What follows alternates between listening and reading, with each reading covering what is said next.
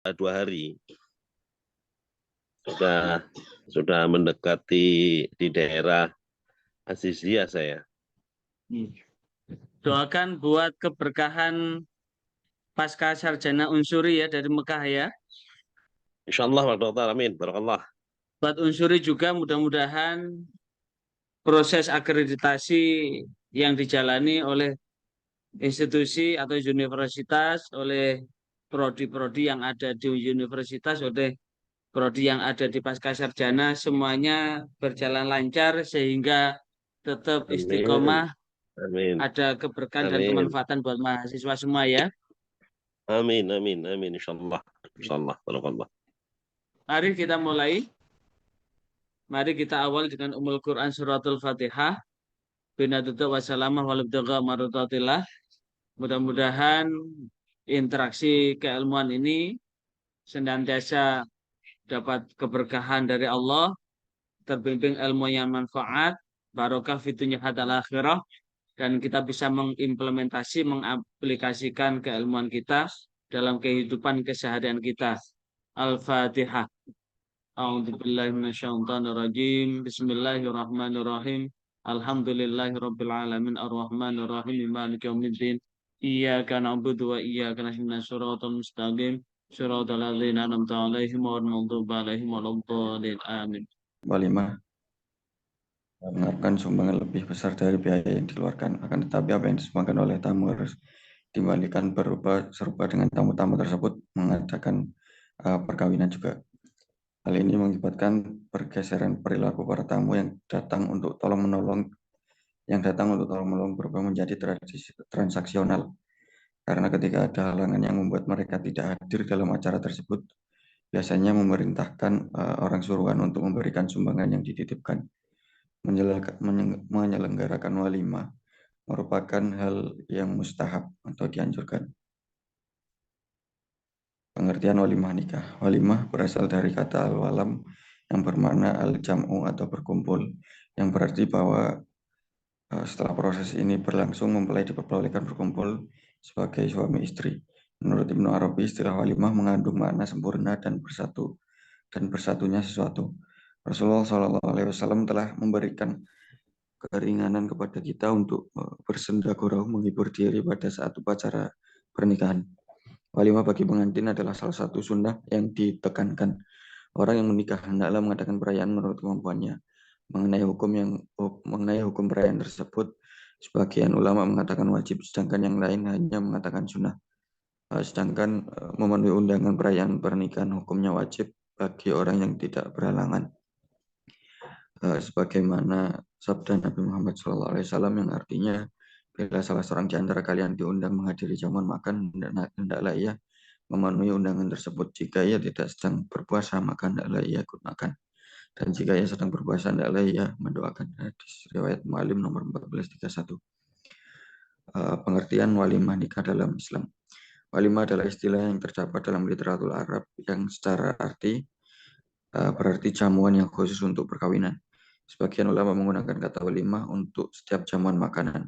Untuk setiap kesempatan mendapatkan kesenangan hanya penggunaannya untuk kesempatan perkawinan lebih banyak.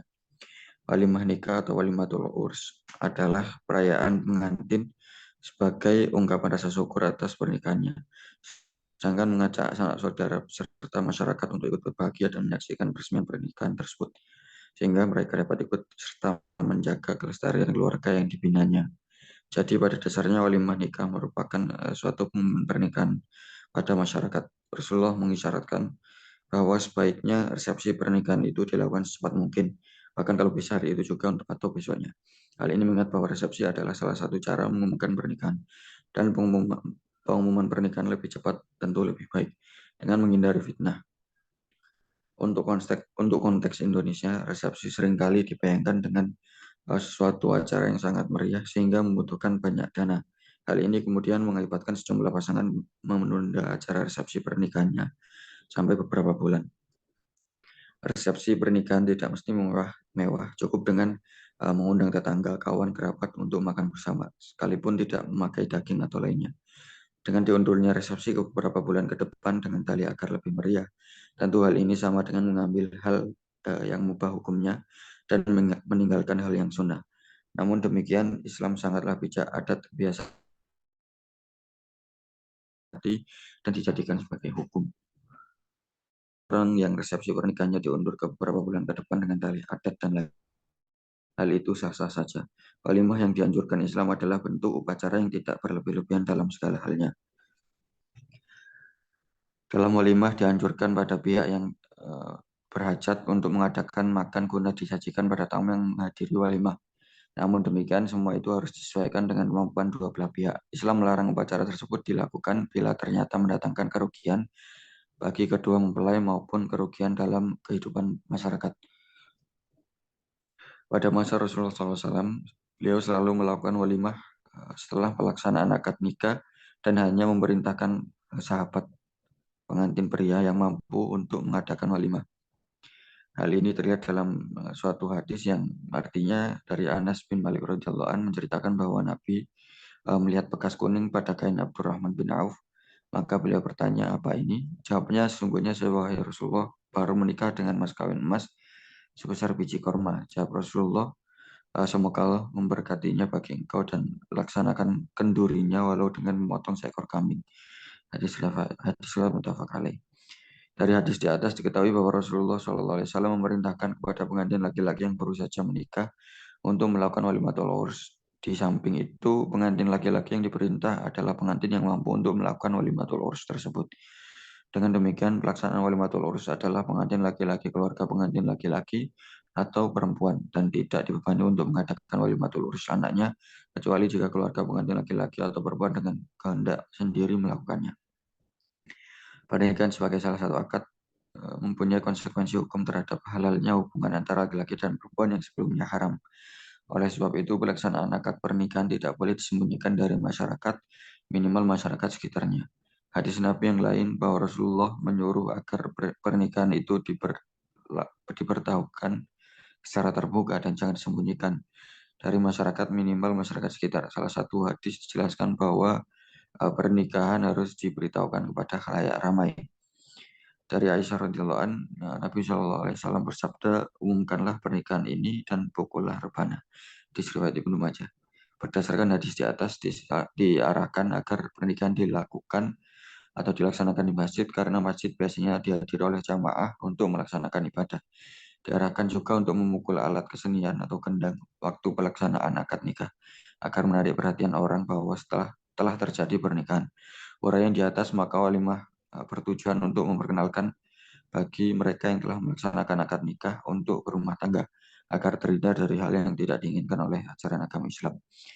Masyarakat Indonesia khususnya memiliki kekayaan budaya dan tradisi yang diikatkan dengan momen-momen tertentu yang antara lain adalah momen perkawinan. Dalam Islam dikenal dengan konsep urf atau kebiasaan, adat istiadat atau budaya yang berlaku di masyarakat Muslim. Urf pada dasarnya tidak menjadi masalah selama tidak bertentangan dengan prinsip-prinsip dan ajaran yang disebut dengan urf sahih.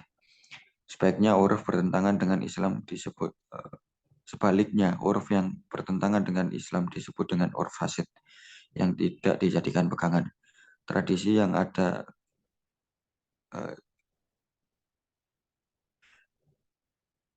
tradisi yang digunakan pada adat kebiasaan, pada walimah, nikah, atau urs. Tradisi ini menggunakan sajen. Sajen berarti sajian atau hidangan. Sajian ini memiliki nilai yang sakral dan sebagian besar masyarakat pada umumnya, yang mana simbol-simbol tersebut mempunyai makna tersendiri. Selanjutnya, adab walimah nikah. Adab-adab walimah nikah sebagai berikut. Yang pertama, bagi pengantin wanita dan tamu undangannya tidak diperkenankan untuk tabarruj atau memamerkan perhiasan dan berdandan berlebihan. Cukup sekadarnya saja, yang penting rapi dan bersih dan harus tetap menutup aurat. Yang kedua, tidak adanya ikhtilat atau campur baur antara laki-laki dan perempuan. Hendaknya tempat untuk tamu undangan dipisah antara laki-laki dan perempuan. Hal ini dimaksudkan agar pandangan terpelihara. Mengingat ketika menghadiri pesta semacam ini, biasanya tamu undangan berdandannya berbeda dan tidak jarang pula yang melebihi pengantinnya. Yang ketiga, disunahkan untuk mengundang orang miskin dan yatim, bukan hanya orang kaya saja. Yang keempat, tidak berlebih-lebihan dan mengeluarkan harta juga makanan sehingga terhindar dari mubazir. 5, boleh mengadakan hiburan berupa nasyid dari rebana dan tidak merusak akidah umat Islam. Yang keenam, mendoakan kedua mempelai. Yang ketujuh, menghindari berjabat tangan yang bukan muslimnya. Telah menjadi kebiasaan dalam masyarakat kita bahwa tamu menjabat tangan mempelai wanita, begitu pula sebaliknya. 8, menghindari syirik dan khurafat. Oleh karena itu, walimah merupakan ibadah, maka harus hindari perbuatan-perbuatan yang mengarah pada syirik dan khurafat. Dalam masyarakat kita terdapat banyak kebiasaan dan adat istiadat yang dilandasi oleh kepercayaan selain Allah, seperti kepercayaan kepada dukun, memasang sajen, dan lain-lain. Walimah nikah, diadakannya walimah dalam pesta perkawinan mempunyai beberapa keuntungan atau hikmah, antara lain sebagai berikut. Yang pertama, merupakan rasa syukur kepada Allah. Yang kedua, tanda penyerahan anak gadis kepada suami dari kedua orang tuanya. Yang ketiga, sebagai tanda resminya adanya akad nikah. Yang keempat, sebagai tanda memulai hidup baru bagi suami istri. Yang kelima, sebagai realisasi arti sosiologis dari akad nikah. Yang keenam, sebagai pengumuman bagi masyarakat bahwa antara mempelai telah resmi menjadi suami istri, sehingga masyarakat tidak curiga terhadap perilaku yang dilakukan oleh kedua mempelai. Dengan adanya walimah, kita dapat melaksanakan perintah Rasulullah yang menganjurkan kaum muslimin untuk melaksanakan walimah, walaupun hanya dengan menyembelih seekor kambing. Hikmah dari disuruhnya mengadakan walimah ini adalah dalam rangka mengumumkan kepada khalayak bahwa akad nikah sudah terjadi sehingga semua pihak mengetahuinya. Ulama Malikiyah dalam tujuan untuk memberitahukan terjadinya perkawinan itu lebih mengutamakan walimah dari menghadiri dua orang saksi dalam acara perkawinan.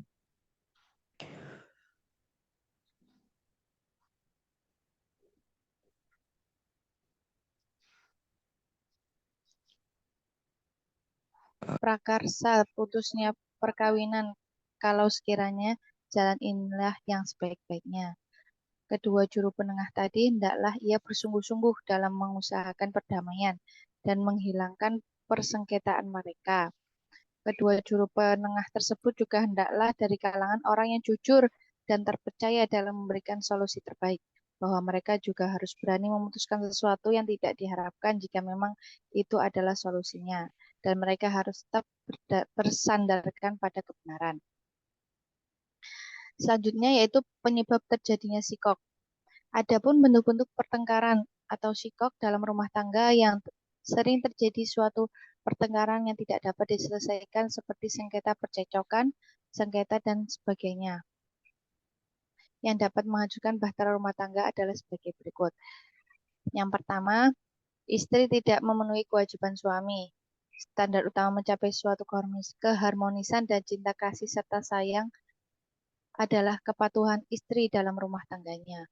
Allah menggambarkan perempuan yang solehah dengan perempuan yang patuh terhadap suaminya serta menjadi wali bagi suaminya. Dalam hal ini, seorang istri harus mentaati perintah dari seorang suami, asalkan perintah tersebut tidak melenceng dari ajaran Islam. Yang kedua, keluar dari rumah tanpa seizin suami atau tanpa hak syar'i. Keluarnya istri dari rumah tanpa seizin suami walaupun untuk menjenguk orang tuanya adalah merupakan kedurhakaan istri terhadap suami, karena hal itu bisa menyebabkan kerusakan dan kehancuran rumah tangga. Penyebab ketiga, tidak mampu mengatur keuangan. Di samping istri wajib memelihara mendidik anak-anaknya, istri juga wajib memelihara harta suaminya. Dengan kata lain, tidak boros, berlaku hemat demi masa depan anak-anaknya, dan belanja secukupnya, tidak hura-hura. Kalau istri boros, itu merupakan kesalahan istri dalam mengatur keuangan dalam keluarga. Karena itu sama halnya dengan seorang istri yang tidak dapat menjaga harta kekayaan suami yang dipercayakan kepadanya. Bila hal ini dilakukan terus, maka akan mengakibatkan kemunculannya keretakan dalam rumah tangga. Penyebab keempat, meninggalkan kewajiban-kewajiban agama atau sebagainya. Suami atau istri tidak menjalankan kewajiban dalam tuntutan agama seperti sholat, puasa, dan zakat, serta kewajiban lainnya. Penyebab kelima, seorang suami tidak mematuhi kebutuhan istri. Dalam rumah tangga, tidak hanya istri yang selalu memenuhi kewajibannya sebagai istri. Suami pun harus memenuhi kewajibannya sebagai suami terhadap istri, karena kedua belah pihak sudah melakukan ikatan pernikahan. Maka kedua Keduanya harus menjalankan kewajibannya masing-masing. Yang keenam, ketidakmampuan suami menafkahi keluarga. Setiap suami harus memahami bahwa istri adalah amanah yang dibebankan di pundak suami dan merupakan keharusan baginya untuk memberikan nafkah lahir dan batin pada istrinya dengan kemampuannya. Suami memberi makan, minum, dan pakaian serta menggaulinya dengan sebaik mungkin dan dengan kemampuannya asalkan tidak menzolimi istrinya. Dan yang ketujuh, suami tidak pengertian kepada istri. Banyak sang suami yang tidak mengetahui gangguan-gangguan kodrati yang dialami istri seperti sedang hamil, haid, nifas, dan lain-lain. Apalagi di saat istri sedang mengidam adalah keinginan sang istri yang sangat mendesak terhadap sesuatu di saat dalam keadaan hamil. Boleh jadi mengidam itu diinginkan oleh semangat ketidaksukaannya terhadap sesuatu, sedangkan sehingga ia tidak bisa melihat atau menciumnya. Kadang juga membenci sang suami dan rumah. Dalam keadaan ini suami istri harus mengerti kondisi yang dialami sang istri. Kesimpulan yang bisa kami ambil, sikap mengandung arti pertengkaran. Kata ini biasanya dihubungkan kepada suami istri sehingga berarti pertengkaran yang terjadi antara suami istri yang tidak dapat diselesaikan sendiri oleh keduanya. Sikap ini timbul bila suami istri atau keduanya tidak melaksanakan kewajiban yang mesti dipikulnya. Mungkin demikian yang bisa saya presentasikan. Bila ada salah kata, mohon dimaafkan. Assalamualaikum warahmatullahi wabarakatuh. Waalaikumsalam warahmatullahi wabarakatuh. Ini dulu ya yang kita diskusikan ya. Barangkali ada yang ingin bertanya ke pemakalah. Saya persilakan. Silakan. Walimah, untuk walimah tadi disebutkan ada yang wajib, ada yang wajib, ada yang sunnah. Kemudian bila mana pertanyaannya, kalau tiba-tiba, walimah itu kan bisa izin dalam hal itu, dalam izin karena mungkin pas pada waktu itu tiba-tiba ada sesuatu. Mohon pencerahannya dari pemakalah untuk jenis misalkan izin itu yang bagaimana, Pak Rifki, gini. Ya sementara itu yang perlu saya tanyakan kepada pemakalah. Ada 2 kriteria, Oke, dicatat dulu ya. Yang lain dari Pak Lutfi ya. Silakan yang lain. Karena walimah itu mengumumkan sesuatu yang sebelumnya haram, misalnya sebelumnya berkumpul antara laki-laki dan perempuan dan setelah menikah menjadi halal. Supaya tidak menjadi prasangka buruk dari masyarakat sekitar, maka bisa dihukumi wajib karena walimah akan mengumumkan adanya pernikahan yang baru saja terjadi. Dan sunnah karena berdasarkan adat istiadat yang terjadi di masyarakat sekitar saja. Misalkan jika terjadi hal di masyarakat sekitar dan tidak memungkinkan untuk melakukan walimah, itu bisa untuk tidak dilaksanakan atau bisa diundur. Walaupun sebenarnya walimah dianjurkannya untuk sesegera mungkin setelah akad nikah itu terjadi. Kurang lebih seperti itu, Pak. Oke. Selanjutnya, berikutnya yang lain barangkali. Bagaimana Pak Lutfi? Tanggapan Pak Lutfi? Oke. Baik. Intinya kan untuk mendatangi, untuk walimah berarti bagi kita yang diundang wajib atau sunnah, Oh, yang diundang ya? Nggih. Kalau yang diundang sebenarnya wajib, Pak. Cuman kalau misalkan ada udzur yang tidak memungkinkan untuk mendatangi nikah, bisa tidak menghadiri. Oh, nggih, baik. Oke. Berikutnya yang lain?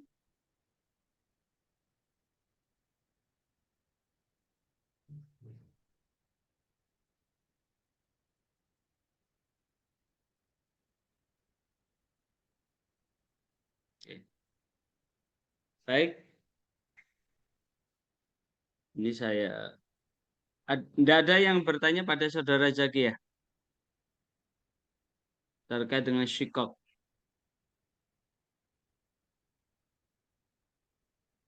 Ada satu, ya. Coba saya Ya, bertanya. Ini monggo. kan terkait sikok itu kan berarti kalau tidak dapat diselesaikan berdua, nggih. Bila mana sikok itu terjadi dan akhirnya saling menyadari, berarti tidak perlu adanya sikok. Begitu, Mbak Zakia, nggih. Maksudnya Artinya saling menyakiti. itu Maksudnya pripun Pak Lutfi? Coba diulang lagi sikok Pak itu, Lutfi. nggih, mohon maaf. Jadi sikok itu kan terjadi perselisihan. Perselisihannya itu apakah harus sampai sehingga dari masing-masing itu keluar dari rumahnya atau karena lamanya, Mbak Zakia, karena lamanya tidak komunikasi. Mungkin lebih pencerahannya di situnya. Yang dikategorikan sikok itu yang bagaimana? Oh, Pertengkarannya bagaimana? Apa sampai karena sudah keluar masing-masing atau hampir 1 bulan tidak komunikasi? ya mungkin seharusnya Jadi secepatnya Bang ya Pak. Toyib Nggak ya, usah, pergi tidak nggak usah pulang-pulang nunggu, ya. Nggak jadi waktu ya. nggak usah nunggu lama, nunggu keluar sama-sama pisah atau nunggu berbulan-bulan sudah tidak komunikasi. Mungkin begitu ada masalah, seharusnya nggih secepatnya biar pertengkaran itu tidak berlanjut nggih Pak nggih.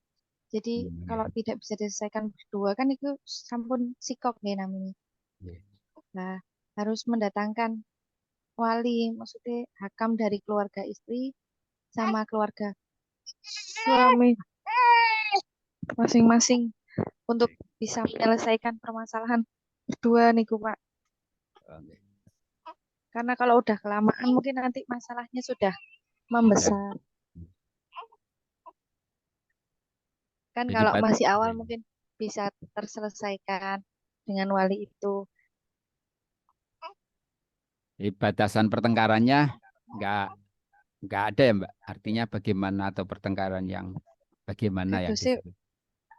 Kado sih mboten enten nggih Pak. Yang penting secepatnya lek pun mboten saged Kalau nggak tidak bisa ada titik temu, menyelesaikan nggih. nggih lek keduanya tidak bisa menyelesaikan sendiri nggih secepatnya minta tolong wali hakam untuk membantu permasalahan keduanya. Kalau syukur-syukur bisa akur kan ya alhamdulillah. Lek tidak bisa mungkin baru lanjut ke jalur hukum. Ngoten nggih, Pak. Oke, baik, Pak. Terima kasih. Nggih, salah nyuwun dikoreksi Pak dosen. Baik, ini sebelum kita barangkali ada yang ingin mendiskusi yang lain selain ini, yang ada hubungannya dengan ini. Sebelum kita mendiskusikan itu, saya akan menyampaikan terkait dengan walimah tadi ya. Prinsip dasar walimah atas dasar aulim walau bisyatin kan? Aulim walau bisyatin. Berwalimahlah walau hanya satu sate. Satu sate itu kan 1 ekor kambing. 1 ekor kambing dalam tradisi Arab itu sangat kecil. Karena apa? 1 kambing itu mungkin habis dimakan 2 atau 3 orang. Jadi aulim walau bisyatin, berwalimahlah walau hanya 1 ekor kambing. 1 ekor kambing itu di ranah budaya Arab itu hanya cukup dimakan 3 atau 4 maksimal 5 orang lah makan kambing itu. Bahkan saya mendengar cerita kawan yang dari sana, kalau sudah makan nasi mandi itu dengan 1 ekor kambing ditaruh di 1 talam itu dimakan perempuan 5 perempuan itu habis. Kalau kemudian aulim walau bisyatin, maka undanglah tetangga kanan kiri untuk ajak makan. Walau hanya 1 sate itu berarti supaya bahwa proses pernikahan ini sudah diketahui oleh orang. Bukan nikah secara, kalau kawin sih sembunyi-sembunyi.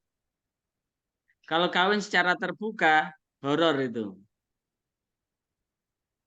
Jadi nikah itu kan adalah terjadi proses akad, proses transaksi, proses ijab kabul yang disaksikan banyak orang, sehingga ketika dia berduaan itu sudah ada saksi bahwa dia sudah menikah. Maka berbicara tentang walimah hukum dasarnya kan sunnah. Kita mengadakan walimah itu hukum dasarnya sunnah. Tapi ketika ada hal yang menyertai dari walimah itu bisa juga berlaku wajib. Misalkan tadi yang disampaikan oleh Mas Rifki tadi.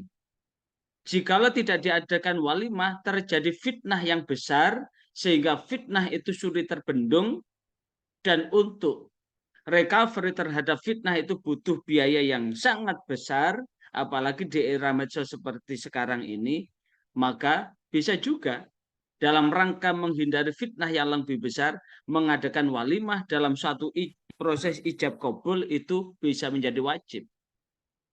Tapi jikalau kemudian ketika terjadi walimah, terjadi petaka, musibah, atau bahaya yang lebih besar lagi ketika diadakan walimah, bisa juga dari makruh sampai haram.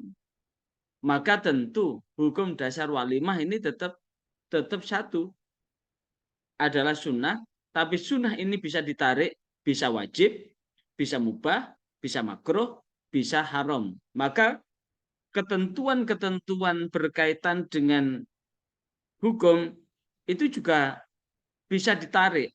Contoh, makan itu hukumnya kan mubah. Kita makan, ini seperti ini. Ini ada air mineral yang ada di genggaman saya. Kita minum seperti ini kan hukumnya kan mubah kan? Gini ya, bismillah. Alhamdulillah. Tapi minum ini juga bisa haram. Kenapa? Yang diminum racun. Yang diminum khamr. Bisa juga wajib. Kalau kemudian kita sedang mengalami sekarat begitu. Kita dihadapkan. Tetap kita dalam posisi seperti itu, kita butuh minum. Apa? Bisa minum obat, minum yang lain. Maka minum pun itu hukum dasar adalah sunnah. Tapi karena ada sesuatu yang menyertai, bisa wajib, bisa mubah. Hukum dasar minum itu adalah mubah.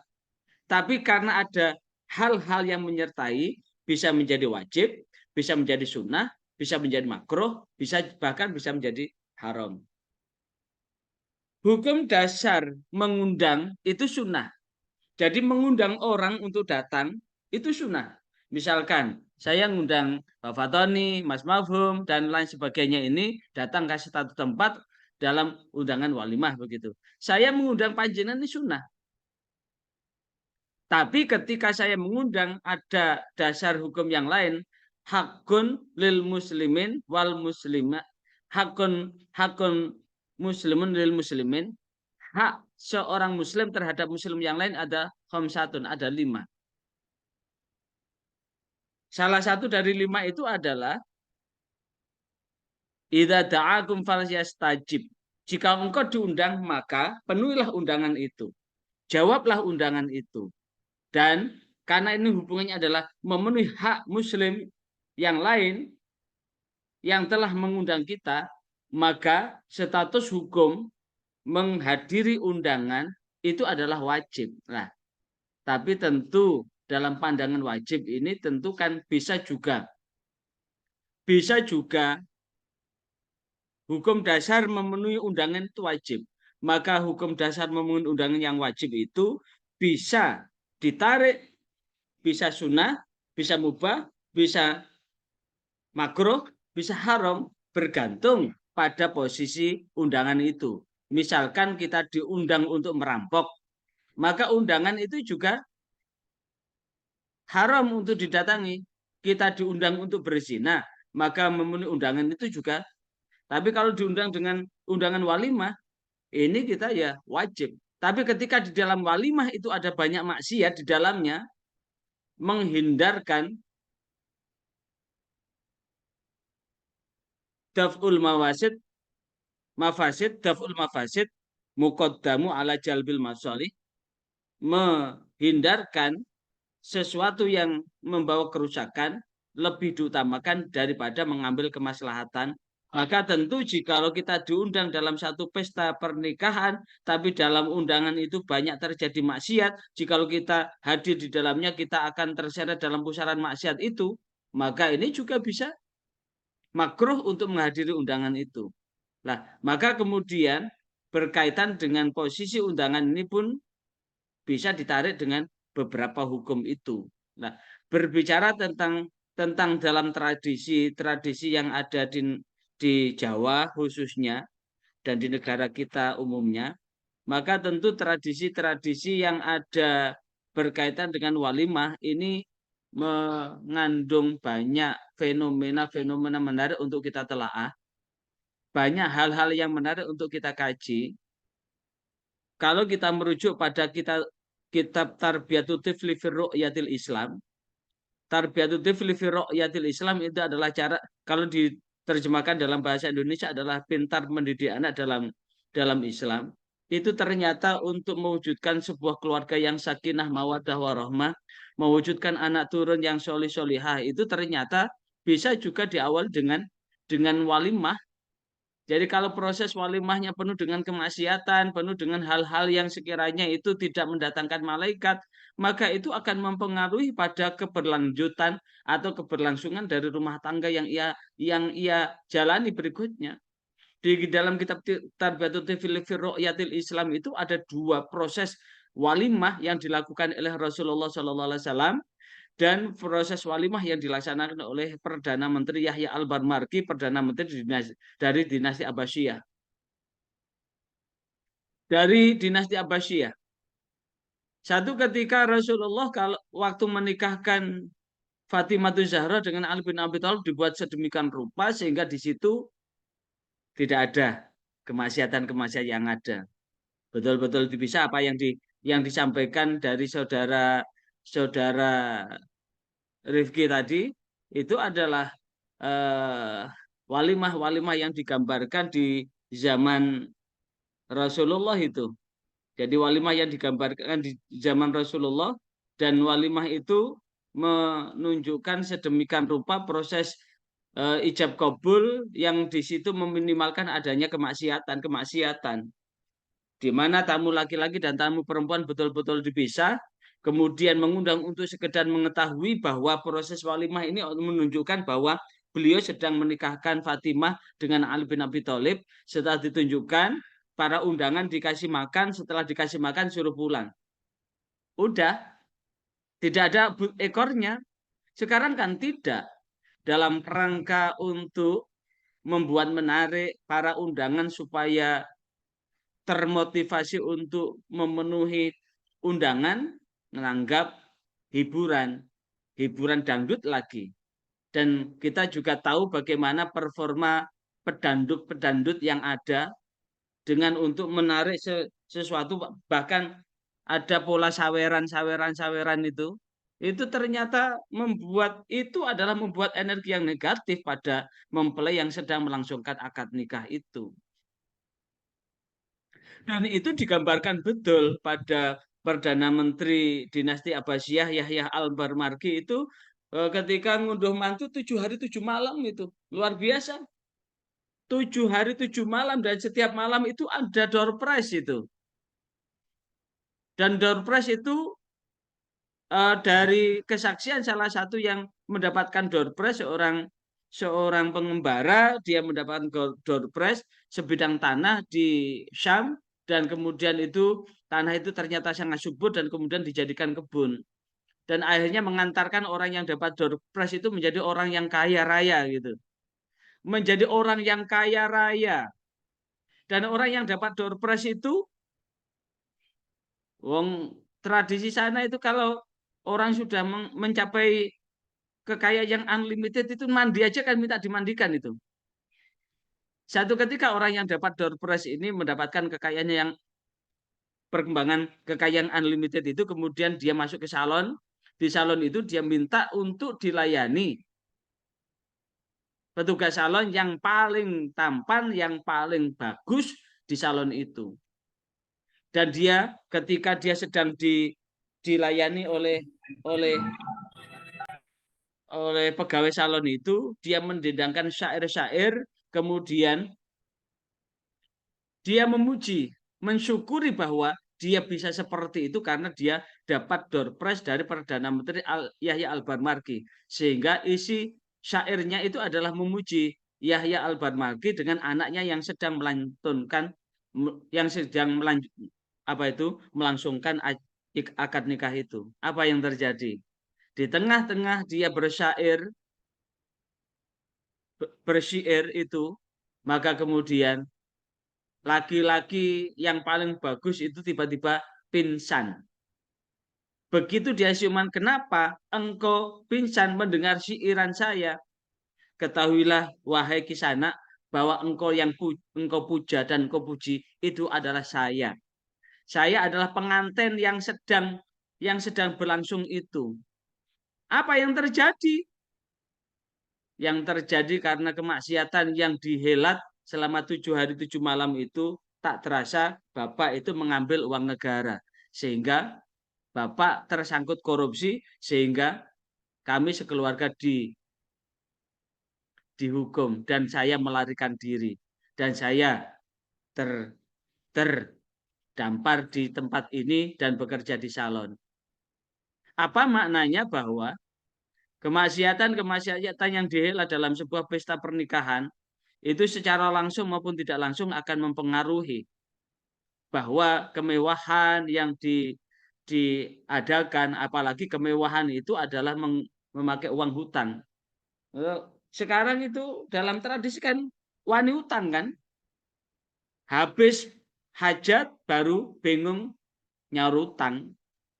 Yang ironis lagi, sampai bertahun-tahun tidak bisa melunasi hutang. Lah kalau itu kemudian yang hutang kemudian meninggal dunia, ini ada lagi konsekuensi hukum berikutnya. Orang yang meninggal menanggung hutang, rohnya kan tidak bisa naik itu. Tidak bisa menembus langit kan itu, rohnya itu. Rohnya akan menjadi roh yang gentayangan itu. Nah, tentu konsekuensi tentu walimah sih walimah. Walimah berdasarkan biqadri ta'ab, berdasarkan kemampuan. Bikudrah walimah, dengan kemampuan berwalimah itu kan tingkat kepayahan untuk berwalimah itu kan disertai dengan bagaimana kemampuan untuk memprediksikan, memperkirakan kira-kira mengadakan pesta ini budgetnya apakah besar pasak daripada tiang atau tidak. Maka tentu jikalau besar pasak daripada tiang dan kemudian menimbulkan afat di kemudian hari, maka tentu lebih baik memilih wong orang itu kalau dibuat pesta pernikahan yang mewah juga paling orang memujinya hanya 1 hari 2 hari. Kemudian melakukan pesta pernikahan yang tidak mewah pun orang mencaci juga 1 hari 2 hari, daripada menimbulkan derita di kemudian hari. Wong orang memuji itu entek ngamek kurang golek kok. Lah kalau kemudian kita yang dikejar adalah sawang sinawang dalam kehidupan kemasyarakatan, maka tentu hal-hal yang bersifat positif aja yang kita ambil. Hal-hal yang bersifat negatif yang perlu kita hindarkan. Itu yang pertama. Yang kedua, kadang-kadang masyarakat itu tidak sadar bahwa ketika mengadakan walimah itu menyebabkan doa yang tidak baik pada orang lain. Taruhlah dia melakukan walimah dengan menutup jalan. Padahal jalan itu adalah satu-satunya akses yang menghubungkan dari satu desa ke desa, dari satu kampung ke kampung. Sehingga ketika ada walimah itu, orang melingkar bahkan tersesat kemana-mana. Maka sebagai konsekuensi hukumnya, ini tidak menjadikan sesuatu yang sunnah. Bisa makruh, bahkan haram itu mengadakan walimah yang seperti itu. Kenapa? Karena ini menzalimi banyak orang, menganiaya banyak orang. Ini saya pernah ini saya kecentok ini. Saya mau ngantar anak saya ke sekolah, jalan dari rumah ke sekolah itu harus lewat. Lah seluruh jalan utama sudah ditutup dengan terop. Jalan yang melingkar ada besanya di situ. Kan kebetulan ambil mantunya kan tetangga desa. Kemudian jalan yang sempit itu dipakai dapur.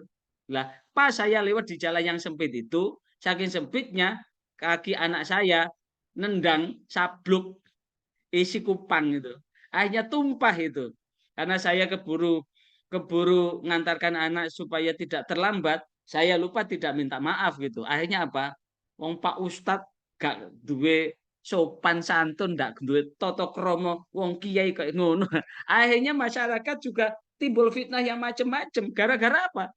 Gara-gara akses jalan ini ditutup oleh orang yang walimah. Nah, kalau sudah demikian, apa hukumnya melaksanakan walimah itu? Haram itu, bikin orang susah itu.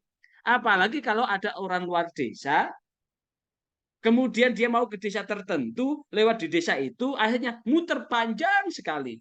Kira-kira bagaimana doa orang-orang yang sedang tersesat akibat seluruh jalan ditutup oleh orang yang sedang walimah. Apalagi di bulan Syawal, ini kan bulan-bulan kawin, dan ini bulan Rob Dzulhijjah ini kan juga bulan-bulan kawin ini. Kalau kita dari kampung ke kampung itu juga udah siap-siap aja kemudian. Karena itu di bulan kawin, bulan nikah, jangan ambil jalan pintas. Lebih baik jauh, tapi tidak tertutup. Jalan utama atau bahkan pakai jalan nasional lah untuk melintasi. Sehingga bisa sampai ke tempat tujuan yang diinginkan. Itu yang berkaitan dengan walimah. Mari kita diskusikan, barangkali ada yang perlu didiskusikan berkaitan dengan walimah ini. Atau ada yang mengalami apa ya, peristiwa yang tidak menyenangkan lah berkaitan dengan perjalanan ketika musim kawin itu, musim nikah itu. Silakan. Dan semua memang menggunakan jalan itu sebagai halaman bersama. Nah, Ya memang terjadi itu sampai suatu ketika ada yang di sebelah kiri itu sebenarnya jadwalnya boleh nutup setelah jam 8 malam, ternyata lebih awal. Nah, kebetulan perumahan itu luar biasa, lengkap. Ada rombongan AL dibongkar itu.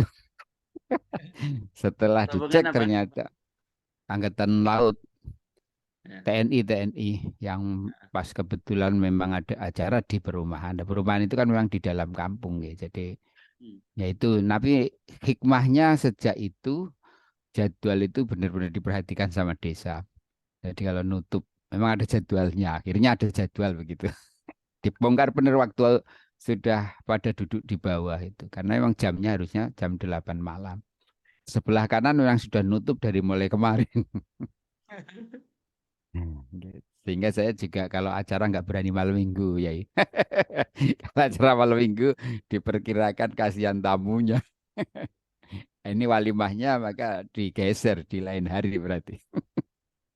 Iya. Kalau ada walimah. Itu suka dukanya memang betul. Seperti yang tadi Pak Dokter sampaikan. Wah, luar biasa. Memang. Itu ada timbul sakit hati di dalam hati, lebih-lebih kalau pas memang ada acara yang waktunya mepet, muternya jauh, luar biasa. Saya pernah telat mendatangi undangan juga gara-gara itu. Kebetulan saudara sendiri sudah diundang walimah, ya sama-sama saya mau datangi walimah, kejebak walimah itu. Walimah. Akhirnya mundur 1 jam di tempat yang saya datangi. Ya, suka duka itu ya. Jadi hukumnya jadi haram ya. Ya, ya. Iya jadi haram kalau Tapi, begitu. tapi daerah saya sebenarnya kultur itu semuanya paham harusnya. Jadi kalau bikin orang semakin sengsara, mengadakannya itu jadi haram. Makanya tentu hukum itu bisa ditarik dengan akibat dari apa yang dilakukan itu semakin membuat orang baik atau semakin membuat orang tidak baik, itu kan akhirnya menimbulkan konsekuensi hukum yang lain gitu.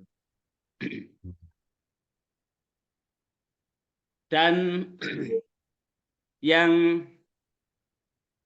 paling sering itu ya model-model begitu, belum lagi dengan ini di tradisi desa itu kan ada yang kendurenan, ada yang buuan kan. Kira-kira mana yang wajib didatangi? Kan undangannya 2. Jadi undangan ini undangan kenduren dan undangan resepsi gitu. Padahal resepsinya sudah ya memang itu kan masing-masing siji desa mawa cara. Berbeda desa dengan berbeda tata caranya. Maka tentu kedua-duanya itu mengenai hukum kan juga bisa dilihat dari ilatnya atau mukoronatul hukmiyahnya. Hukum yang dijadikan landasan berpijak untuk menarik hukumnya dilihat dari aspek-aspeknya. Kalau hukum dasar walimah kan aulim walau bisyatin. Aulim itu kan mengundang makan. Ya di kendurennya itu walimah itu sebetulnya. Nah di undangan berikutnya itu adalah dalam rangka balik modal. Dalilnya bukan aulim lagi. Ta'awanu alal birri wa taqwa. Tolong menolong dalam kebajikan dan ketakwaan. Ya, kalau memang modal sendiri 0%, mungkin tidak bisa mengadakan pesta seperti itu sehingga genten-gentenan gitu. Makanya dalam tradisi desa yang seperti itu misalkan si A sedang mau melangsungkan walimah, dia akan mencatat catatan-catatannya. Kira-kira dia sudah menyumbang di mana begitu. Oh, ini nyumbang di UCT beras 1 pintal.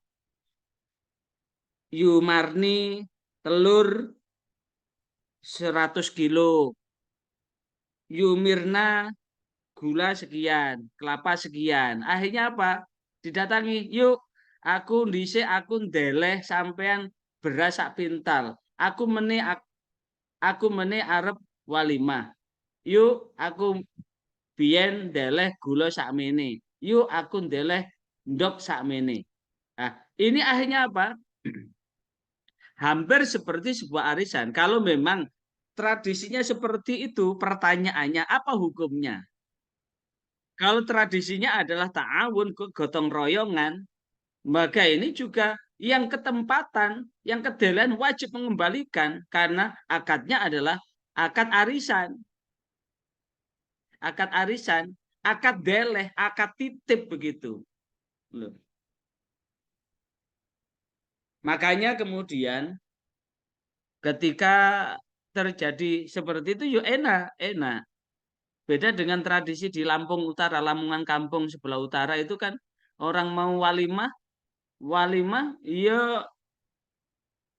Ini ada yang dari Lamongan, siapa ini yang dari Lamongan? Pak Fatoni ya? Iya, Pak. Iya, Pak. Tapi saya selatan, Pak. Pak Fatoni, Agung itu yang utara. saya asli Sendang Agung, Pak Fatoni. Sendang Agung, Sendang Dhuwur itu. Sendang Agung, Sendang Dhuwur. Tradisi di Sendang Agung, Sendang Dhuwur, kalau mau menikahkan di sana itu yang paling tidak enak itu punya anak perempuan. Iso entek-entek itu nyoy. Dan ketika mengadakan walimah gak balik, gak ono wong becek barang niku. Beda dengan Lampung Selatan ya. Lampung Selatan dibelehne kebo ngene iso balik kebo loro. Nggih. Dibelehne kebo situ iso balik kebo loro. Nah, itulah yang kemudian maka sesungguhnya kearifan di dalam menyikapi tradisi dan budaya itu penting agar apa? Tidak terjebak dalam lubang. Sana itu ada juragan emas itu bisa habis dagangannya itu Pak Fatoni. Banyak itu yang kemudian berjaya jual beli emas kemudian akhirnya bangkrut itu setelah berkali-kali menikahkan. habis dagangannya karena yang dipakai untuk pesta itu ya dari dagangan yang itu dan tidak kembali ke modal lagi. Isa akhirnya modal dan madul itu. Nah, itulah yang merupakan fenomena dari walimah, sehingga dalam fenomena seperti itu kearifan di dalam melakukan walimah itu penting. Memahamkan kepada masyarakat untuk melakukan walimah itu penting. Dan ini adalah tugas panjenengan semua. Panjenengan seorang magister juga paling tidak bisa mencerdaskan kehidupan bangsa lah. Mencerdaskan kehidupan masyarakat berkaitan dengan seluk-beluk tentang walimah. Substansi walimah itu apa? Substansi walimah adalah li'iklan, untuk menghabarkan bahwa dia sedang menikahkan putranya atau menikahkan putrinya. Sehingga iklan ini penting di dalam rangka untuk menghabarkan itu. Adapun hal lain ini tentu berkaitan dengan fenomena-fenomena yang sekiranya membawa afat. Inilah yang kemudian kita cerdaskan. Ini sama dengan ini kan musim haji ya. Kenapa masyarakat itu walaupun punya uang dan punya uang pres, dia tidak akan berani daftar haji. Walaupun dia punya uang untuk cukup umroh, dia tidak akan berani untuk berangkat. Kenapa? Karena kalau sudah niat untuk haji, itu modalnya double. Taruhlah, modalnya double. Oleh-oleh. Modalnya double. Kenapa? Untuk belanja oleh-oleh itu bisa cukup untuk berangkat haji itu. Asli itu. Untuk walimahnya itu bisa cukup untuk berangkat haji. Dalam tradisi Lamongan tempo dulu itu malah mau berangkat haji beli sapi itu. Sapi tidak cukup satu, bisa dua itu. Belum lagi oleh-olehnya. Dulu kan hanya untuk apa ya, perjamuan makan. Tapi sekarang itu ada tradisi baru lagi nih sekarang. Berangkat itu juga dikasih oleh-oleh. Jadi kita mau berangkat begitu. Kita mau berangkat. Itu datang. Itu yang mau berangkat itu sudah ngasih buah tangan. Pulangnya juga orang kan datang. Ngasih buah tangan lagi. Nah itu buah tangan kan bisa double itu. Hal-hal seperti itu kan akan menjadi, apalagi kalau kemudian kita di satu daerah itu ditokohkan. Seperti Pak Zulianto, ini setiap bulan ke Mekah kemudian oleh-oleh pulang pergi itu ya bisa modalnya berkurang banyak ya Pak Yulianto ya. Pak Yulianto ini kan ke Mekah bolak-balik. Apa pakai jurus S3? Seluman-seluman selamat. Selamat, Pokoknya yang penting nih. berangkat nggak woro-woro, pulang pun nggak woro-woro. Kalau berangkat woro-woro bisa dua desa datang. Iya, betul. Tapi segala sesuatu innamal a'malu binniyah, segala perkara kan bergantung niat. Kalau niatnya sedekah, insya Allah sedekahnya akan diganti. Kalau niatnya adalah supaya ketika pulang minta dipanggil Pak Haji, Bu Haja, itu beda cerita lagi. Adapun kemudian tanpa kita minta untuk menyebutkan begitu, disebutkan ya itu bagian dari kehidupan begitu. Itu berkaitan dengan walimah. Barangkali ada pengalaman-pengalaman lain sebelum kita ini untuk pemakalannya hanya 2 ya yang siap ini ya. Ini saudara.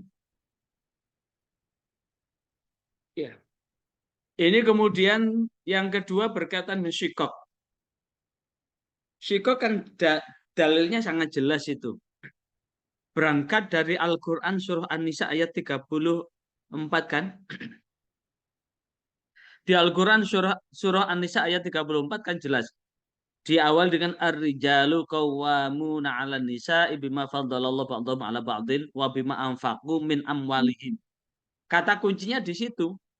Ar-rijalu qawwamuna 'alan nisa, bahwa laki-laki itu adalah pemimpin atas kaum perempuan. Kenapa? Ada 2 hal. 1, bima faddalallahu ba'dahum 'ala ba'din. Karena Allah telah melebihkan sebagian mereka, ya laki-laki itu atas sebagian yang lain, atas perempuan. Jadi karena Allah telah melebihkan sebagian laki-laki atas sebagian perempuan. Kenapa pakai bima fadl ba'dhum ala ba'din, sebagian laki-laki atas sebagian perempuan? Karena tidak semua laki-laki yang punya jiwa yang bisa menjadi arijal. Laki-laki yang medoi juga ada. Lanang sing wedok sing lanangi juga ada. Lah inilah yang kemudian sebab yang pertama adalah bima faddalallahu ba'dhum ala ba'din, karena kelebihan laki-laki atas perempuan itu, maka inilah yang kemudian Allah memilih laki-laki ini sebagai kepala rumah tangga.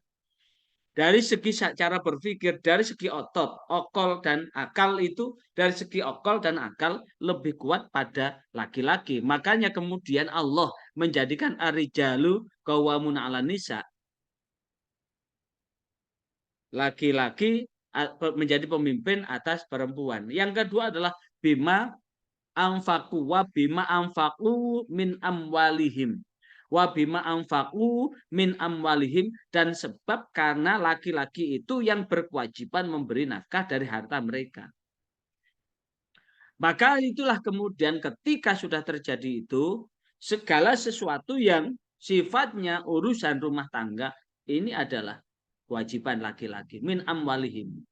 Maka kemudian imbalnya ada fasolihatun qanitatun hafidhatul lil ghaibi. Maka imbalnya adalah fasolihatu, wanita yang soleh, qanitatun, wanita yang taat,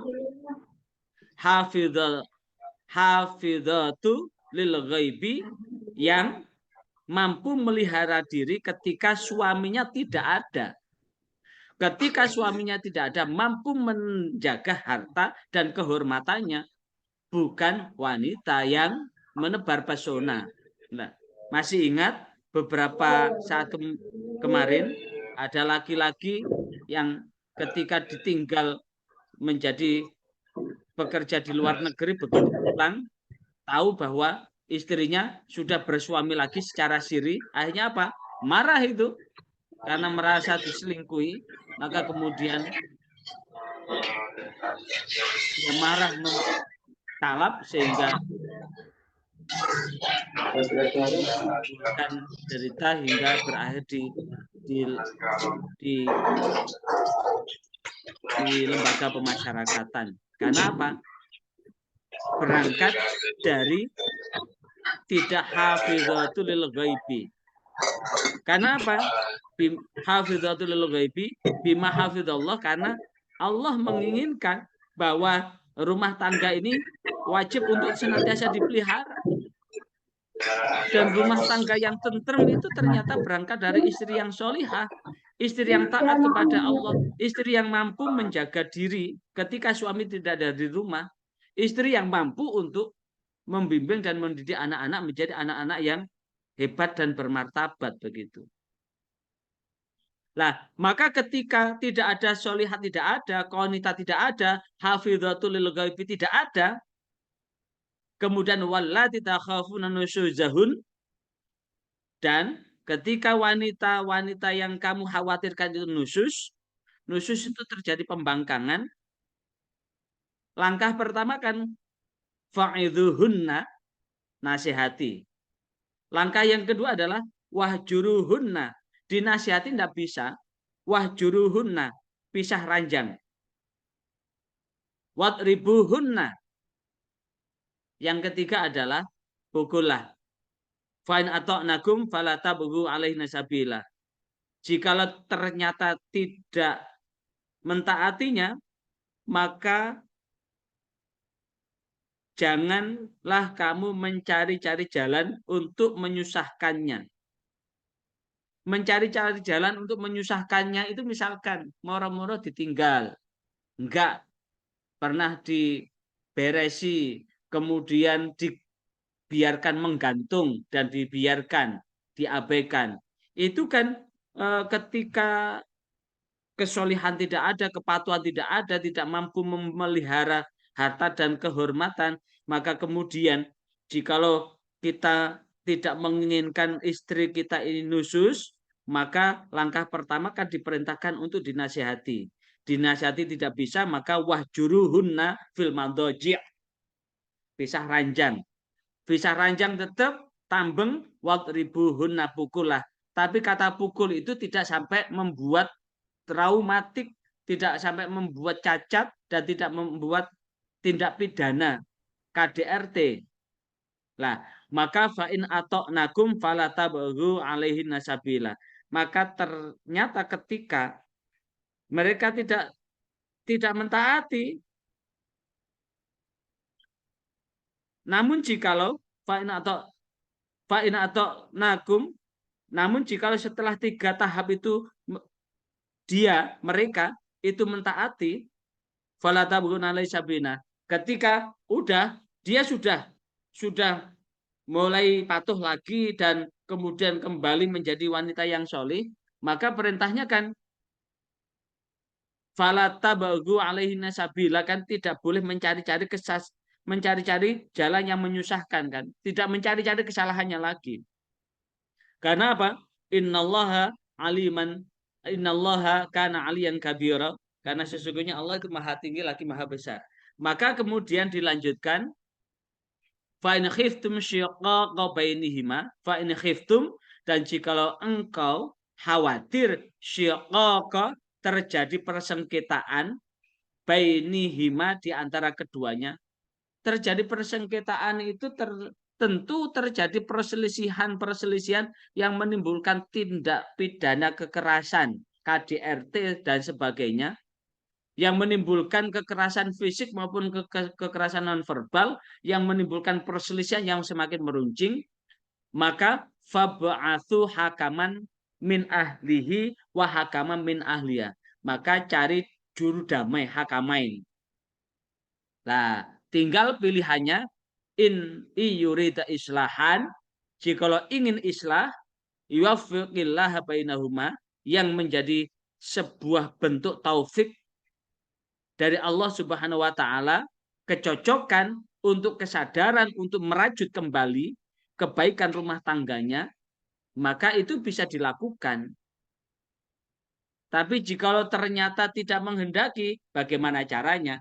Maka ini nanti akan menjadi pasiennya Pak Lutfi nanti untuk masuk ke pengadilan agama nanti. Menjadi pasiennya, karena memang tidak bisa diselamatkan itu.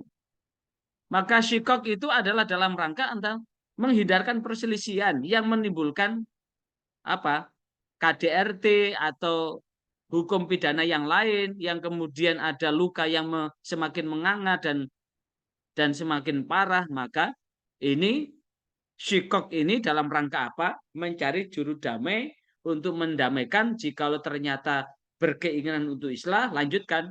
Namun jikalau ternyata tidak menginginkan itu berlanjut, ya apa boleh buat. Wong karena ini juga bagian dari irama kehidupan yang mau tidak mau harus tetap dijalankan dengan sebaik-baiknya, begitu. Itu sekali lagi tolong didoakan Surabaya, mudah-mudahan Unsuri Surabaya dan pasca sarjananya senantiasa berkah, lancar semuanya, semuanya mendapatkan manfaat barokah fitunya hatal akhirah, dan betul-betul mampu memberikan pelayanan terbaik kepada masyarakat dalam dunia akademik. Al-Fatihah. Bismillahirrahmanirrahim. Iya kan.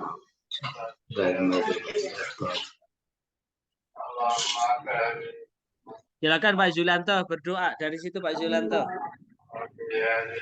Karena banyak malaikat di sekitar Pak Zulianto. Silakan Pak Zulianto. Bismillahirrahmanirrahim. Ila hadiniah Al-Fatihah. Bismillahirrahmanirrahim. Bismillahirrahmanirrahim. Alhamdulillah. Iya,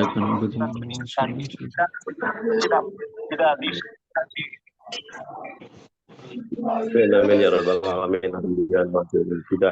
Ya rabbana alhamdu kama yanbaghi li jalali wajhika mustanik.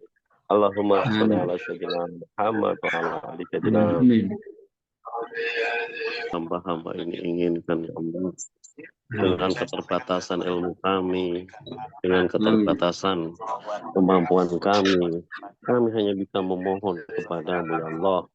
Karena hanya kepadamu kami bisa memohon, berserah diri, dan hanya kepadamu lah kami bisa menyerahkan segalanya. Allahumma ya Allah, kami dari mahasiswa Pasca Unsuri dan segenap sivitas akademi memohon kepadamu dilancarkan segala urusannya, dimudahkan segala permasalahannya, dipanjangkan umurnya, diberikan kemudahan, mendapatkan berkah atas ilmu yang kami pelajari, menjadikan ilmu yang kami pelajari bermanfaat untuk masyarakat. Rabbana atina fid dunya hasanah wa fil akhirati hasanah wa qina adzabannar wa qina adzabannar wa qina adzabannar ya ghafur ya rabbal alamin. Subhana rabbil izzati Assalamu ala mursalin walhamdulillahi rabbil alamin. Siril Fatihah. Alhamdulillah.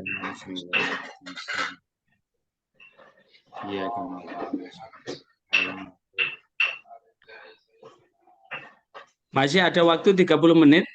Barangkali ada pengalaman ketika di PA terkait dengan Syikok ini, silakan diceritakan Pak Lutfi. Yang jadi pasiennya Pak Lutfi.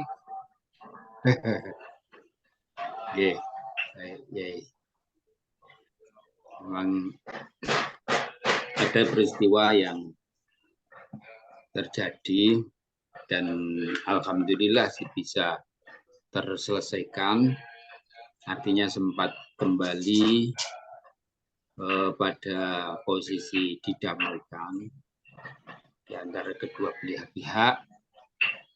Namun memang qadarullah, karena qadarullah ternyata di peristiwa yang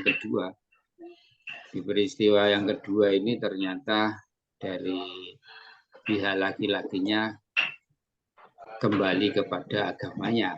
Mohon maaf, memang bertahun-tahun, hampir selama 12 tahun sampai hingga 16 tahun, itu sesungguhnya sudah ketika pernikahan sudah siap masuk beriman kepada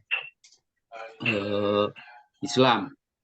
Dan alhamdulillah selama 15 tahun pun dia menjalani keislamannya dengan benar, bahkan kita sempat dekat ya, karena sudah ada peristiwa itu akhirnya dekat, kita komunikasi. Namun kebetulan ternyata setelah ditinggal, kebetulan setelah saya damaikan, saya ijabi ke Bali, tinggal saya kebetulan dinas di Bali. Tugas di Bali, ketika ditinggal di Bali 1 tahun itu mengkabarkan ternyata dari pihak istrinya mengabarkan dia tetap tidak bisa ditolong lagi karena kembali ke agamanya. Ya wallahu. Itu satu peristiwa yang sesungguhnya disayangkan. Namun banyak juga ada yang kemudian akhirnya bisa berdamai dan sampai akhirnya sampai hari ini pun bisa damai, bahkan itu malah kita belum pernah ketemu via komunikasi telepon, hanya 5 kali pertemuan setiap mau sidang saja. Yang menarik adalah di situ memang komunikasi itu penting. Komunikasi penting karena memang kebetulan istrinya ini dosen terbang Indonesia Australia. Indonesia Australia. Namun konsultasi itu saya tidak kenal secara fisik.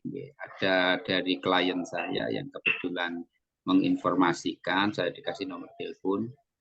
Jadi kalau tidak salah dari mulai 5 kali telepon ke saya, dari mulai mediasi, kemudian saya arahkan untuk ya kita ambil tengah, diupayakan bisa damai, dan alhamdulillah yang konsultasi si pihak perempuan ini, dan dia memang tidak ada arah ke sana, inginnya tetap berdamai. Kemudian di mediasi kedua suami datang. Akhirnya pada saat itu kita hanya menyampaikan dia kalau bisa diupayakan damai, dilihat pada anak-anak kita. Memang mungkin secara fisik itu tidak atau sering tidak ketemunya, karena memang harus tiap 1 minggu sekali dia mengajar di Australia. Kemudian di persidangan yang kedua, ya dengan beberapa kita hanya karena jarak jauh ya penasihatan tentang upaya untuk bisa bersama. Dengan beberapa hal yang saya sampaikan, ya alhamdulillah akhirnya pihak suami pun bisa menerima. Dan di hari kelima sudah nelpon setelah sidang, di sidang yang kelima itu menyampaikan alhamdulillah suami bisa sadar dan kembali, walaupun tidak ketemu langsung, alhamdulillah itu. Dan yang luar biasa, rezeki ternyata ketika kita menyampaikan rezeki di luar dugaan. Ini pengalaman yang paling besar bagi saya. Kenapa lah kita nggak ketemu tanpa ada tanda surat kuasa, penasihatan jarak jauh, dan tidak memerlukan tenaga banyak, justru 10 kali lipat dari cash biasanya. Dan itu hanya minta nomor rekening ini yang luar biasa. Ternyata mendamaikan itu justru mendapatkan rezeki dari Allah yang tidak disangka-sangka. Itu pengalaman kami. Terima kasih. Oke, bagus. Jadi ada mifadli Robbi itu. Betul, ya, alhamdulillah. Yang lain barangkali ada yang ingin didiskusikan?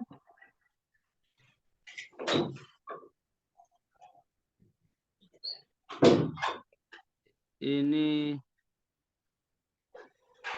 Saudara Kartika, bahwa dalam rangka menjamin keberlangsungan dan kelanggengan rumah tangga, itu tentu banyak piranti-piranti yang harus dikembalikan kepada Allah.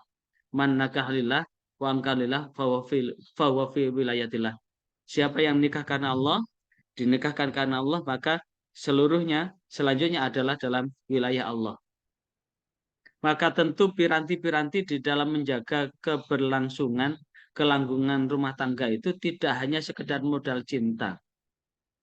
Apalagi kalau kemudian modal cinta dan kemudian dia berpacaran sekian tahun dengan alasan harus mengenal, karena menikah itu tidak sama dengan beli baju di toko. Bajunya dicoba dulu, cocok dengan tubuh atau tidak. Kalau tidak cocok dikembalikan ke outletnya, cari lagi, tidak cocok, kembalikan lagi. Tidak begitu. Tidak harus kemudian mengenal, apalagi mengenal sampai berbuat dosa dan bertindak dosa. Maka tentu ketika menikah ini dikembalikan menikah karena Allah dan dinikahkan karena Allah, maka seluruh hal ketika menentukan proses penentuan jodoh itu bukan hanya semata-mata melihat dari performa secara fisik, tidak hanya semata-mata melihat secara indrawi, tapi mengembalikan seluruhnya itu kepada Allah, maka pilihannya adalah satu, istikharah. Istikharah sudah jelas, Allahumma inni astaghfiruka bi ilmika wa astaqdiru bi qudratika, bahwa beristikharah mengembalikan pilihannya itu kepada Allah. Mengembalikan pilihan kepada Allah, maka tentu Allah akan memberikan petunjuknya. Maka tentu jalan istikharah itu banyak. Ketika jalan istikharah itu sudah kita tempuh, ternyata ini Pak Lutfi, saya menemukan benang merah itu. Memang terus terang pedoman saya, pedoman keluarga ketika memilih jodoh, memilih menantu itu istikharah. Dan yang dicari adalah istikharah yang bagus. Kebetulan istikharah yang dipakai keluarga adalah istikharah bisolah. Istikharah bisolah itu adalah istikharah dengan sholat. Istikharah dengan sholat itu setelah itu akan bermimpi. Maka dicocokkan dengan kitab ini. Bisa dibaca. Kitab Ta'thirul Anam fil Manam. Ta'thirul Anam fil Manam.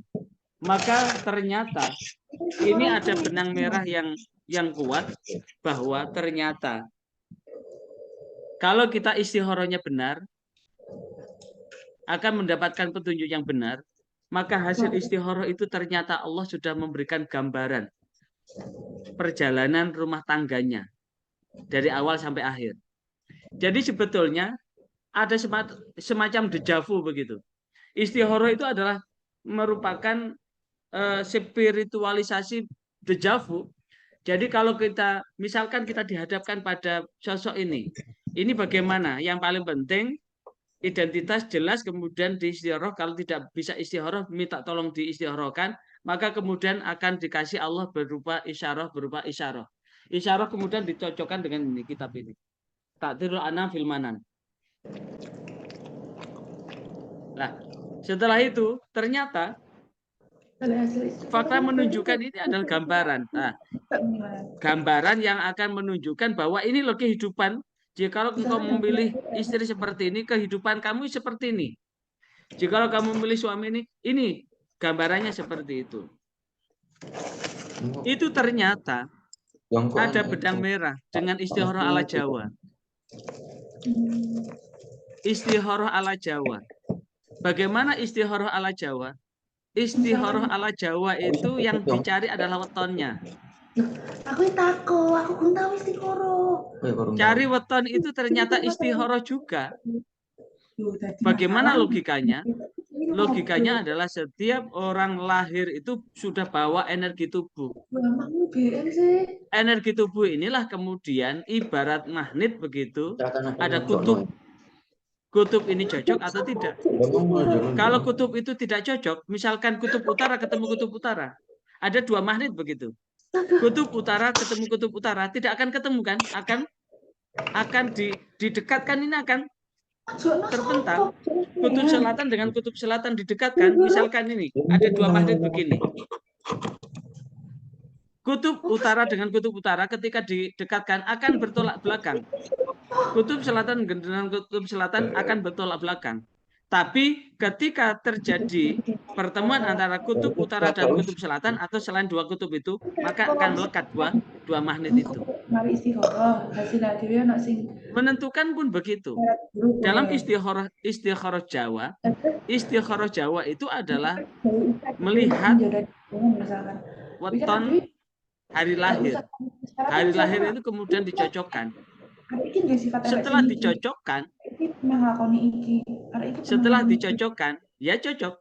Maka fakta menunjukkan dalam perjodohan Jawa yang kemudian yang menggunakan hitungan weton itu banyak yang langgeng. Bagaimana Pak Lutfi pengalaman di PA ini? Di antara mereka yang menikah dengan pacaran dengan dijodohkan, kira-kira persentasenya gimana?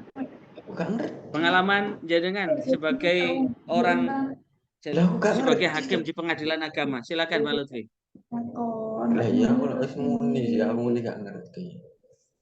Ini mic-nya dinyalakan dulu. Mohon maaf nih.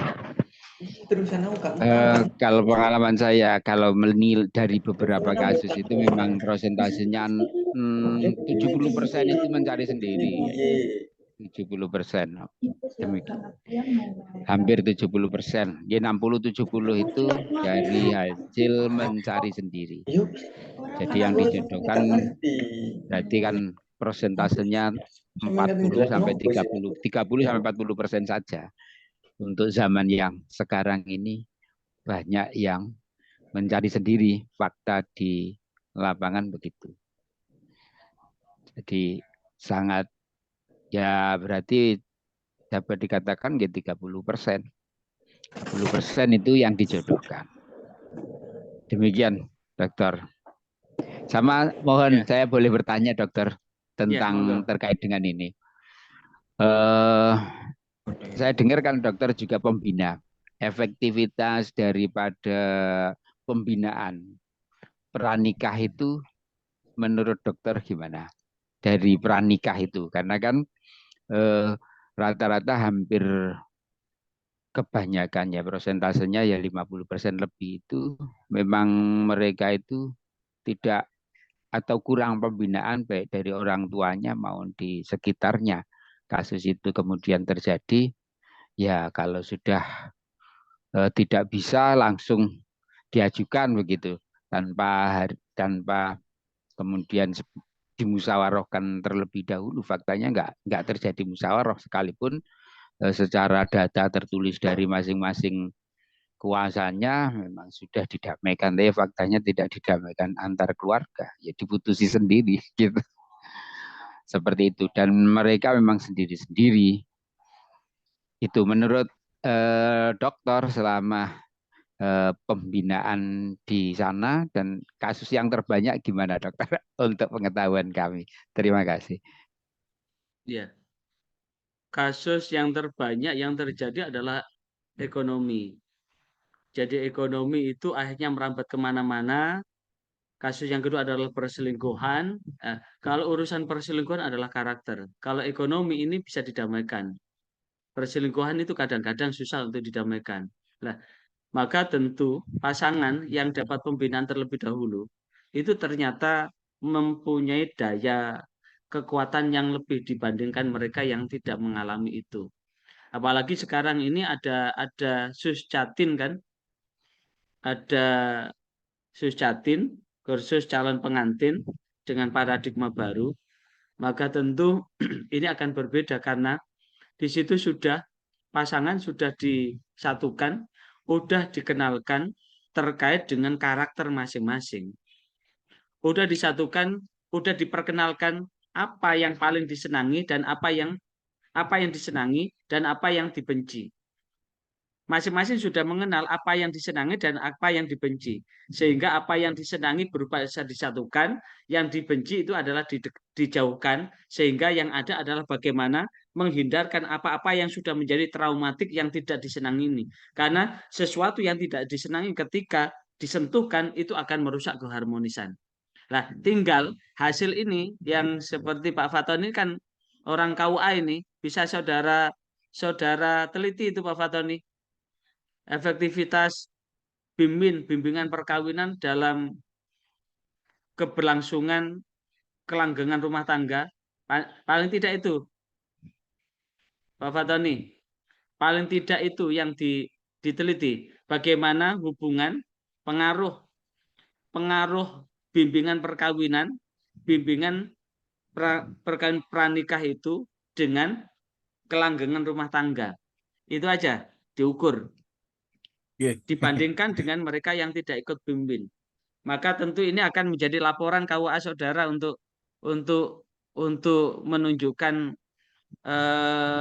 visibilitas dari program bimbing yang telah diprogramkan oleh Direktur Horais, dan kemudian ini juga bisa dijadikan kerangka berpijak kebijakan berikutnya, karena ada pusaka sakinah kan, pusat layanan keluarga sakinah kan. Nah, maka ini adalah bagian dalam rangka bengkel-bengkel itu, karena bagaimanapun juga abghadul halal indallah at-talaq. Perbuatan halal yang sangat dimurkai oleh Allah adalah perceraian. Nah, maka tentu perceraian ini akan menyisakan derita yang berkepanjangan. Derita yang berkepanjangan inilah yang akan menyebabkan ada distabilitas pada kehidupan lain. Apa distabilitas? Karena bagaimanapun juga suami istri bercerai, ada bekas suami, ada bekas istri, dan bisa mencari yang lebih baik lagi dengan prinsip al-ilgha'ul qadimil qabih wal akhdu bil jadidil aslah. Mengambil yang lama yang buruk dan meninggalkan al-ilgha'u bil qadimil qabih, membuang yang lama yang tidak baik, wal akhdu bil jadidil aslah, dengan mengambil yang baru yang lebih bagus. Maka tentu suami ada bekas suami, istri akan ada bekas istri. Maka akan bisa mencari suami yang terbaik, bisa mencari istri yang terbaik. Tapi ukuran istri dan suami yang terbaik itu kayak apa? Itu adalah relatif. Tapi yang ditinggalkan dari buah cinta kasih namanya anak. Anak tidak ada bekas anak. Justru anak-anak yang ditinggal orang tuanya bercerai ini akan menjadi anak-anak yang bermasalah di kemudian hari. Ini yang sesungguhnya menjadi PR buat kita, seluruh stakeholder di negeri tercinta ini, bagaimana mewujudkan keluarga yang sakinah mawaddah warahmah itu. Bagaimana menghindarkan perceraian-perceraian. Bagaimana ada ketahanan keluarga, getah naga. Gerakan ketahanan keluarga ini penting dalam rangka apa? Maka getah naga ini, gerakan ketahanan keluarga ini penting dalam bingkai ini adalah kewajiban kita semua untuk memberi bekal itu. Maka pembekalan itu penting. Pembekalan itu bisa pranikah, bisa KRR, kesehatan reproduksi remaja itu kemudian dibekali. KRR itu kan pemahaman tentang perkawinan pada anak-anak sekolah kan. Maka tentu di situ kemudian diberikan materi-materi yang ada hubungannya dengan itu. Ternyata pilihannya satu ternyata. Jangan kemudian orang dimabuk cinta, karena cinta itu kata Gombloh titik-titik rasa coklat. Kalau orang sudah dimabuk cinta, maka sebau apapun, seburuk apapun akan terasa seperti coklat. Nah, Gombloh sampai sebegitu kan. Kalau cinta sudah melekat, titik-titik kucing rasa coklat. Wong titik-titiknya kucing itu kan baunya luar biasa, tapi bagi orang yang dimabuk cinta itu seperti coklat itu. Maka ternyata menikah itu kan tidak hanya modal cinta doang kan. Ternyata ini Pak Lutfi dan semuanya, ternyata hasil istikharah itu ada benang merah dengan istikharah Jawa. Saya dulu istikharah. Istikharah saya itu adalah sholat. Di pihak keluarga, istri istikharah saya itu adalah bulan purnama sampai lubang semut itu terterangi dengan sinar bulan purnama itu. Kalau saya mimpinya adalah sholat dan lebih sering jadi imam dan naik gunung dan sampai di puncak. Ya setelah saya iseng, ketika saya dikawalkan iseng aja, tak hitung-hitung dan sebagainya. Ternyata setelah saya lihat dari hitungan weton, ternyata hitungan ketemu saya dengan istri itu tiba jodoh itu. Tiba jodoh. Saya mencoba iseng kakak ipar. Kakak ipar itu kebetulan yang perempuan di istikharah itu pisang dengan buah yang sampai landung sampai ke tanah. Jadi istikharah menantu perempuan dari kakak ipar laki-laki. Istikharahnya itu adalah pisang dengan buahnya sampai ke tanah itu. Dari yang istikharah bagus ini. Ya hanya bagus gitu. Kemudian dilanjutkan, tak coba, iseng aja, coba, tak hitung weton, ketiba ratu. Tiba ratu itu sembarang keturutan itu, tiba ratu. Artinya apa? Jangan kemudian ketika ada istikharah ala Jawa itu dianggap sebagai sesuatu yang bersifat klinik. Tidak. Ternyata ada benang merah dengan istikharah panduan Rasulullah SAW. Rasulullah kan nyuruh kita sholat istikharah. Setelah itu kemudian kita disuruh berdoa, Allahumma inni astakhiruka bi'ilmika wa astaqdiru biqudratika. Dan seterusnya kan. Allahumma ini ya Allah sesungguhnya saya astakhiruka. Saya menghadapkan pilihan saya bi'ilmika dengan ilmumu wa astaqdiru dan aku gantungkan takdirku biqudratika dengan takdir-takdirmu wa in kana khairan li dan jikalau baik untukku faqaribni wa in kana syarran li jikalau buruk untukku faba'idni li faba'id anni maka jauhkanlah dariku kan itu. Maka kemudian ada dua perspektif dalam istikharah ini. Satu akan lebih didekatkan secara emosional dan chemistry-nya. Yang kedua adalah akan dikasih isyarah berupa mimpi. Ternyata mimpi itu juga setelah ditafsirkan, ternyata fakta menunjukkan kemarin saya iseng dengan teman yang sama sekali enggak. Ayo tak iseng. Ini kemarin saya pas ketemu di Korem Baskara Jaya. Saya iseng aja. Coba zaman lahir tanggal berapa? Istri lahir tanggal berapa? Lahir tanggal berapa? Mohon maaf loh ya, saya hanya ingin mempertajam teori saya ini, teori saya. Karena ini juga saya bawakan dalam perkuliahan saya. Ini kebetulan yang saya hitung itu juga dosen di pasca sarjana sebuah perguruan tinggi swasta di Surabaya. Kemudian teman kantor di Kanwil juga. Tak hitung loh. Habis itu ketemu dari setelah saya hitung weton, ketemunya coba saman bayangkan saman rumah tangga sudah berapa tahun? Saya rumah tangga sudah 22 tahun. Saman bayangkan saman lek cocok ngomong cocok, lek gak cocok ngomong gak cocok. Ini dari hasil istikharah Jawa saya, karakternya lebih kuat yang perempuan, istri. Saman lebih banyak sabar dan ngalah. Gimana? Iya.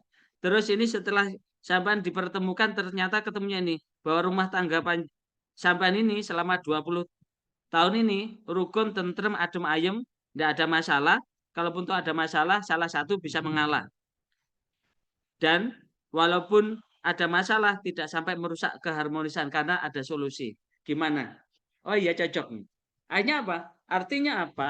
Bahwa ternyata watak A jikalau ditemukan di B tidak cocok, belum tentu tidak cocok dengan di C. Karena masing-masing ini karakter ini punya kebiasaan yang hampir mirip sama. Karakter yang hampir mirip sama ini, watak yang hampir mirip sama ini, ada namanya simbiosis mutualisme atau simbiosis parasitisme atau simbiosis evivitisme. Nah, simbiosis inilah ketergantungan ini apakah saling bergantung atau saling merugikan, itu ternyata sudah dibawa pada energi tubuh. Dan karakter itu sama. Padahal ada satu ketika ada seseorang melamar pada seseorang sampai 2 kali. Tapi hasil istikharahnya selalu tidak bagus. Di antaranya adalah isyarahnya adalah ular. Akhirnya apa? Isyarahnya tidak bagus. Akhirnya apa? Ngambil tetangganya, sehingga sekarang posisinya adalah bertetangga ini. Laki-laki yang melamar seorang perempuan ini. Bertetangga, ketemu. Tapi ketemu dengan istri dengan karakter yang sama, langgeng. Dan sudah 20 tahun lebih menjalani rumah tangga. Lah, artinya apa? Istikharah ini tentu dengan perwataan yang ada, dengan karakter yang dibawa, ini ternyata ada benang merah antara istikharah ala Jawa dengan istikharah ala Islam, dengan isyarah yang tadi. Tapi ada satu hal saya yang masih sangsi itu, dengan isyarah menghitung, dengan istikharah menghitung huruf nama itu. Ini kadang-kadang direkayasa gitu. Misalkan Husnul Lutfi ketemu Siti Fatimah, dihitung kok gini. Akhirnya apa? Supaya jadi bagus menjadi Muhammad Husnul Lutfi jadi bagus. Ini yang direkayasa itu. Atau istikharah ala Jawa yang tanggal lahirnya direkayasa supaya baik. Sebetulnya dia lahirnya Senin Legi gitu. Supaya hitungannya bagus begitu. Supaya hitung yang bagus ngakunya Selasa Kliwon. Itu sampai kiamat pun tidak akan ketemu itu. Karena itu bahwa sekali lagi sebuah bingkai rumah tangga itu modal pertama didasarkan pada jujur. Kedua belah pihak, jujur pada kedua pihak. Kalau sudah jujur, ikhlas dalam menjalani rumah tangga. Yang pertama jujur, tidak ada dusta di antara keduanya. Kalau ada dusta, satu ketika akan terbongkar kedustaan itu. Berarti modal pertama adalah jujur. Setelah jujur, modal kedua adalah ikhlas. Dalam kondisi apapun tetap ikhlas. Ikhlas itu tidak ada yang tahu. Hanya Allah yang tahu dan yang bersangkutan. Malaikat pun tidak ada yang tidak tahu kok tentang ikhlas itu. Ikhlas. Yang ketiga adalah sabar. Dalam posisi apapun, sabar menghadapi. Insya Allah 3 hal ini, 3 komponen ini, dalam kondisi apapun akan mampu membawa kelanggengan dalam bingkai rumah tangganya. Kiranya ini mudah-mudahan perkuliahan kita alhamdulillah sudah persis jam 10 ya. Sudah persis jam 10. Mudah-mudahan perjumpaan kita ini menjadi perjumpaan yang manfaat dan barokah. Fid dunya hadal akhir al-Fatihah. Alhamdulillah. Iya, kan namanya kan. Khairul madhuban. Mudah-mudahan semuanya ya, amin. Seperti Pak Julianto semuanya ya, seluruh amin, dan rezeki kita luweh terturah, bisa bisa Mekah, untuk haji Amin. maupun Amin. umroh. Amin. Masih ada Amin. sisa-sisa Amin. untuk beli rumah, masih ada sisa Amin. untuk beli Amin. sawah, masih ada sisa Amin. untuk beli mobil mewah. Tapi satu, Amin. jangan Amin. bojo nambah menyebabkan bubrah krono Amin. congkrah. Al-Fatihah. Bismillahirrahmanirrahim. Alhamdulillah. A'udzubillahi minasyaitonir rajim. Iya, kan Bismillahirrahmanirrahim. Bismillahirrahmanirrahim. Iya.